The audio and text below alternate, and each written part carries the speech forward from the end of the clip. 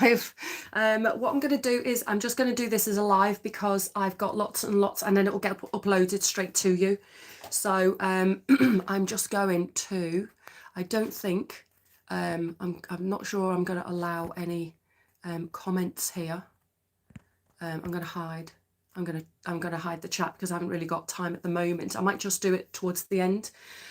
So I've just made a video on biosphere where I realised that it's just taken a long time. So what I'm going to do is I'm just going to run through my 6 boards that I've got. I've got 6 or 7 boards, and I'm just going to run through paper 3.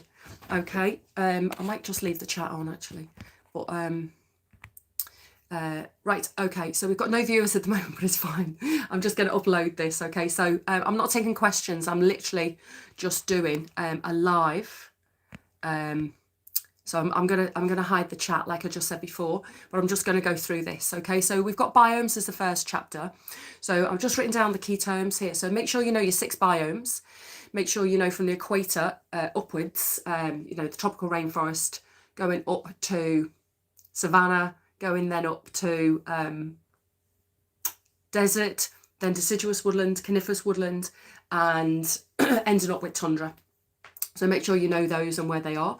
Next is the most important factor that has an impact on biomes is temperature and precipitation.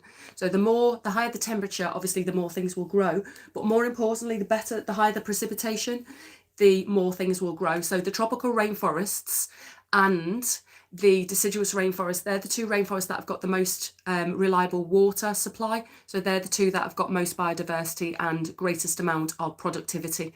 So that's temperature and precipitation. Number 3 is local factors.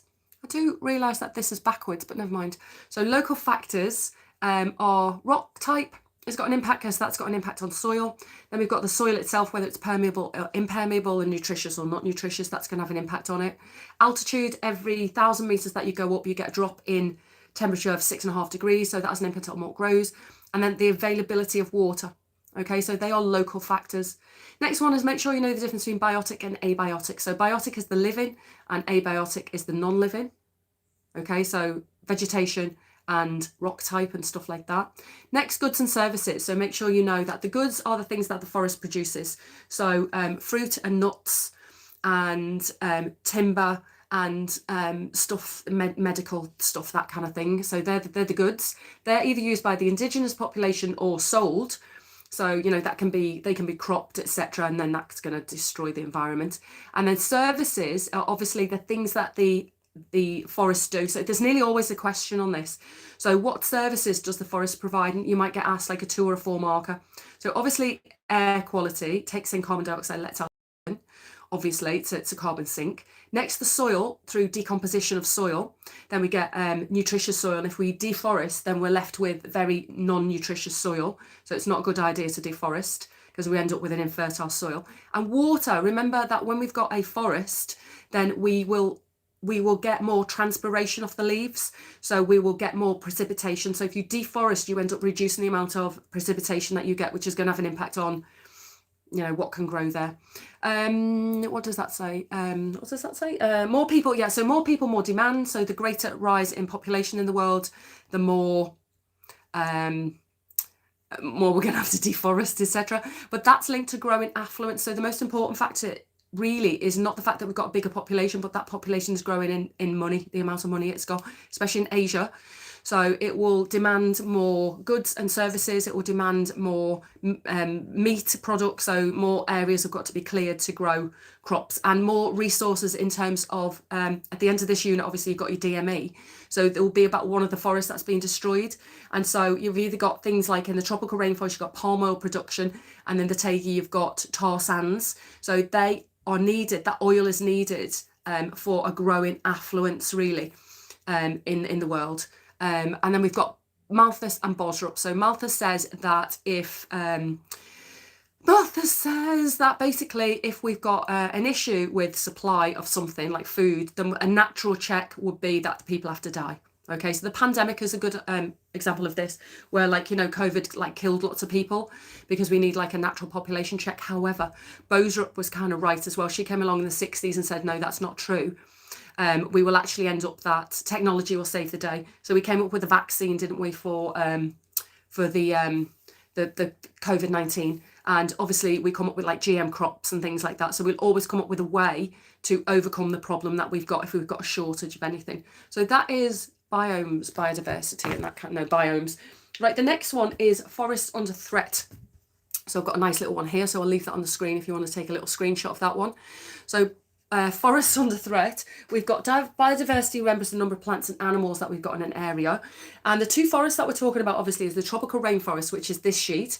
So what we've got here is we've got climate is hot and humid obviously all year round. We've got a constant growing season. Then we've got the structure, so we've got 4 layers, so just know a little bit about that.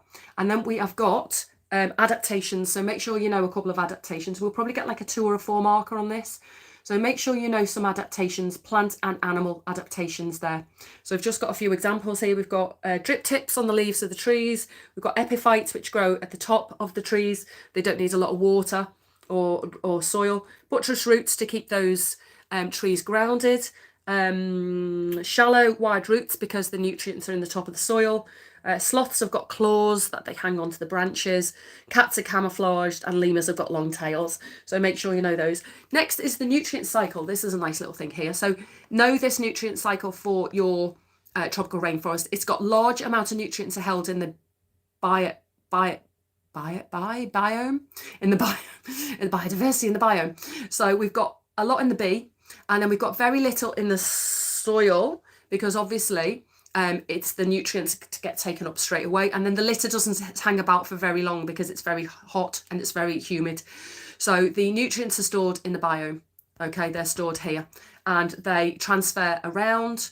And as it says there, it says poor soils, okay, because the soil never gets to be that nutritious because there's a constant growing season.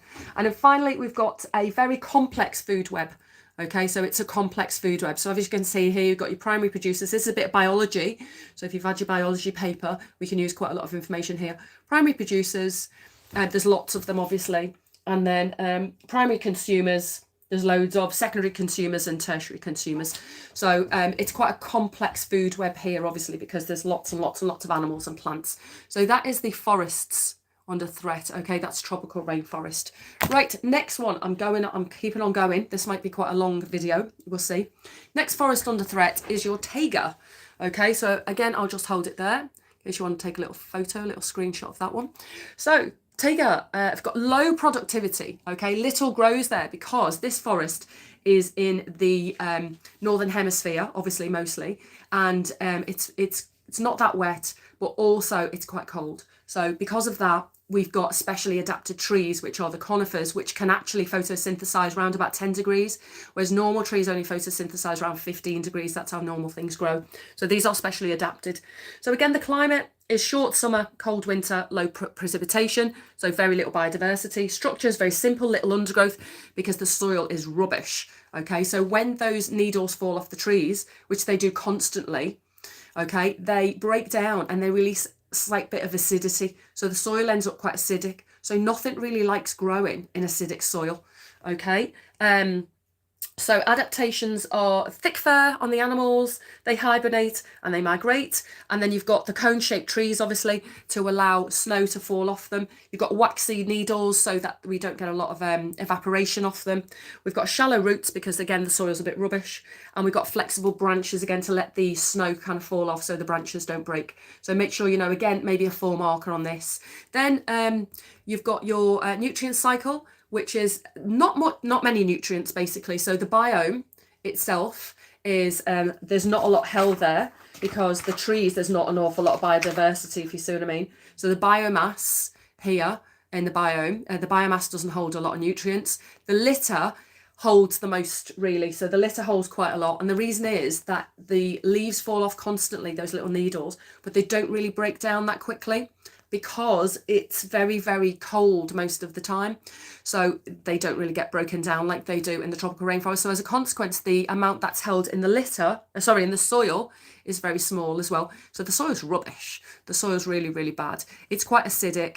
And like I said, the leaves constantly fall, but there's quite a thick buildup of leaves on the floor of a coniferous forest because it's not hot enough to break them down. There's not as many worms. There's not as many decomposers as there are In the other one, as you can see here, there's lots of decomposers in the soil, there's lots of bacteria, there's lots of worms, there's lots of insects. So that gets breaking down really, really quickly because it's hot and it's quite damp. But here, it isn't. It's like horrible, and it's you know, a bit drier, and it's very cold. So the nutrient cycle is a bit rubbish. And then it's a much more simple food web, as you can see. Primary producers and primary consumers are less, and it's just not as complicated because there's just not as many things, animals and plants grow in there. So much more simple here, and mostly because of the temperature and rainfall. Okay, so they're your two forests. Now your two forests will be used in the final section. And it will ask you about a forest, and it will say, we only do two, don't we? So it will say like which forest, you know, it'll give you a problem, and it will say like how should it be managed. And mostly like you have to think about essentially like you need to use the forest, you need to be sustainable essentially. So you need to use the forest but not ruin it for the future generations. But we'll get to that in a minute. So threats to the taiga and the tropical rainforest. So I've done it like this, direct and indirect. So the tropical rainforest, first of all, direct will be deforestation. So because countries are in poverty, so they're selling it for a resource. They're in debt, so they'll need to use it and sell it, obviously, because they want to make money, because most tropical rainforests are in poorer countries. Development, so it will help with their development. And there's a demand. There's obviously a demand for palm oil. There's a demand for cattle, there's a demand for resources, etc. So, you know, they're going to sell their resources. In Europe, we used to have all of Europe deciduous woodland, okay, and now there's like 10%. In the UK, there's like 5% natural forest because we've deforested, and most of it's agriculture. So, you know, we're a bit hypocritical if we're saying to these countries they have to keep their forests. I mean, they do, but, you know, we got rid of ours, and now we're like, oh yeah, you have to keep yours because, like, it's, you know, the world's going too hot. Anyway, farmland and palm oil, roads and infrastructure, and timber and resources. So that's the reasons why they are destroyed. Now, for the purposes of the exam, you may well be asked, if you get tropical rainforest, you're probably going to be asked about palm oil, I imagine.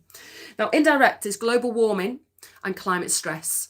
Okay, so those are the two indirect threats. So obviously global warming is causing too warm weather, and then things, biomes shift essentially, don't they? So we've got a shifting of biomes as we've got temperature and rainfall changes because of global warming, and that causes stress on the climate, which means that hot places get hot, dry places get drier, forest fires happen, floods happen, etc., etc. And then rises in temperature, like we just said, causes biomes to shift, causes biomes to shrink, extreme weather, forest fires and floods, and pests and disease. Okay, right, Taiga. Let's go on to Taiga. Let's have a look this side. So direct is deforestation again. So development, economic growth and demand. So very similar. Here we've got timber and tar sands and hydroelectric power stations and mining.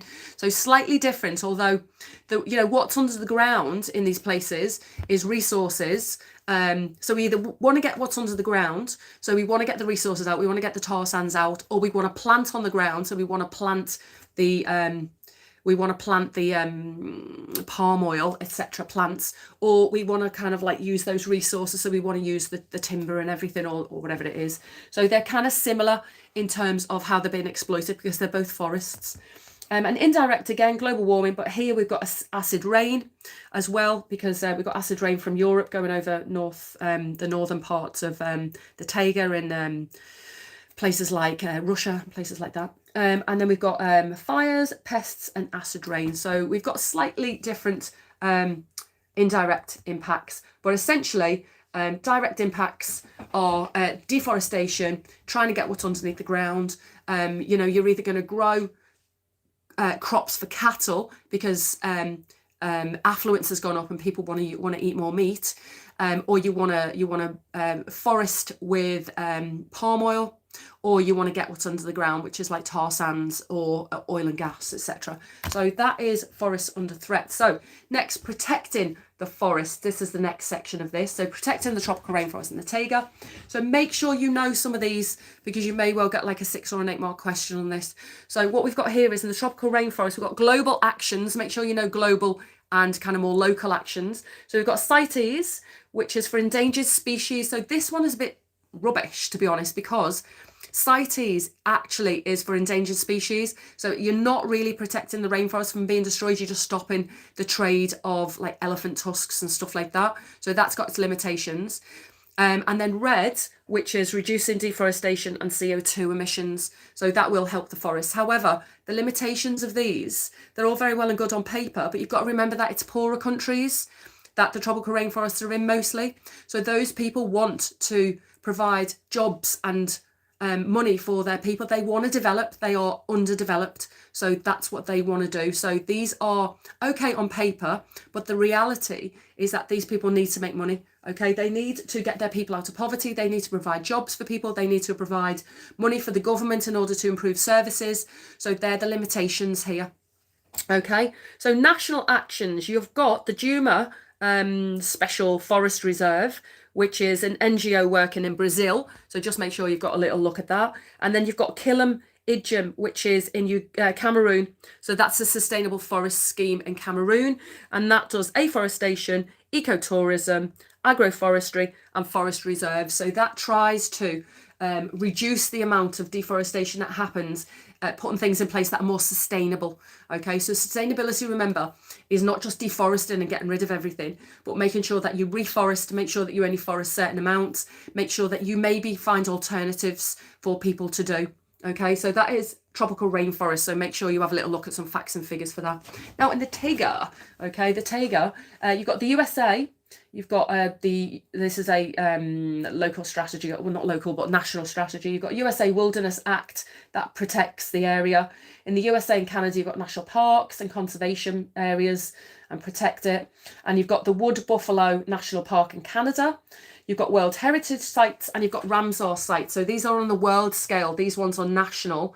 These two here are Ramsar sites are for wetlands, and World Heritage Sites are for anywhere really. Cities can be World Heritage Sites, but you limit the amount of development that you can have there. And again, you know, pros and cons. If you've really got a resource beneath those, like if you've got tar sands, then the Canadian government is probably not going to give these areas much protection, because economic development will outweigh sustainability and environmentalism. It just will, because it's worth more money. So you just have to remember that. And then we've got the Ramsar, we said, for wetlands, World Heritage Sites, limits development and protection and preservation. Protection from global warming is very difficult, obviously, because global warming is, you know, mostly having a bigger impact on poorer countries in the world. So, I mean, America's only just, you know, admitted that there is global warming, really. So, so that is our protection of the tropical rainforest and the Taiga. So, oh, hello. The next unit is consuming energy resources. This is the final unit. So I've just gone through some of these. This is nice and easy.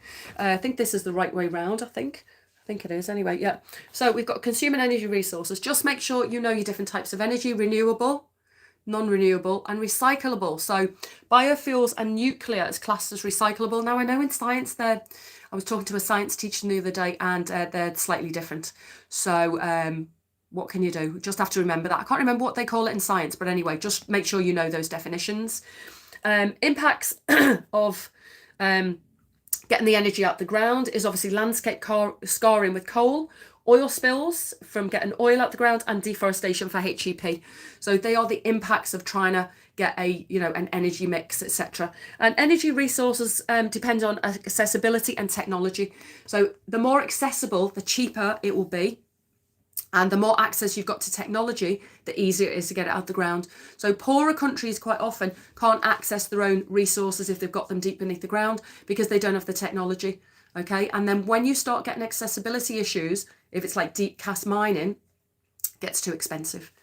Okay, so coal's in decline in the UK because it was high cost. We've got cheap imports, decline in demand. There's other sources, and CO2 emissions are quite high. But the UK has got a very good energy mix. Okay, I need a drink of water. So the UK has got a very good energy mix. Just hang on a second. I'm just having a quick drink. Okay, so it's a problem with doing a live, isn't it, really? So fossil fuels, we've got oil and gas, we've got renewables, and we've got recyclables. If you remember, UK government's really got to go towards this one, really, with nuclear power, because that's the only way we'll be able to do it. Right, so finally, we've got global energy use. Let me just have another drink. I've got a massive glass of water here.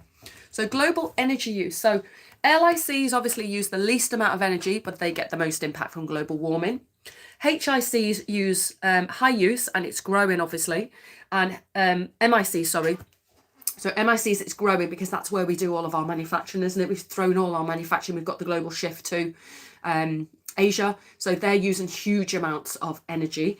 And then we've got HICs use energy, but they export abroad, obviously, so that we're exporting our energy use because we're getting manufacturing done in Asia.